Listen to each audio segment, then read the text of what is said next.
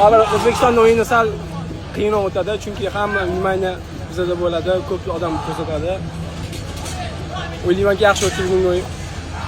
Terma jamoa bosh murabbiy qanday ko'rsatmalar bergandi aynan himoyachilarga? Akalik zo'r beryapsiz, savollar bor-ku. Javob. Bunaqa narsa aytilmaydi aka. Bu savolga javob berishning so'zi. Xo'p, keyingi savol. Bu yoqqa ham o'ting. Nishonlash qanday bo'ladi? 10-da. Qiynayapti. 10-da nishonlash qanday bo'ladi? Ko'ramiz. Barcha Oldinda aytib qo'yish kerak emas. hozir butun O'zbekiston ko'ryapti sizni. O'zbekistonlik muxlislarga, sizning muxlislaringizga fikrlaringiz. Salom nima? Salom. Tabriklaymiz hammani. Ha, Bo'ldi. bo'ldi. Ha? Hozir yig'lavoradi aka. Tabriklaymiz, zo'r o'yin. Rahmat. Abbos, Men keturaymi? turing. Do'stingizning yonida turing. Do'st bo'lsang, Abbos.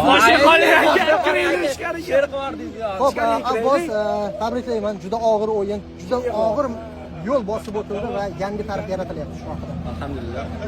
Bu g'alabaga erishishni butun xalqimiz juda ko'pdan beri kutdi.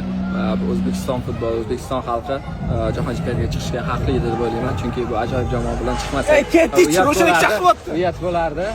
Xudoga shukr, bu uddaladik. Alloh Ko'tarib olib ketdi qoldi.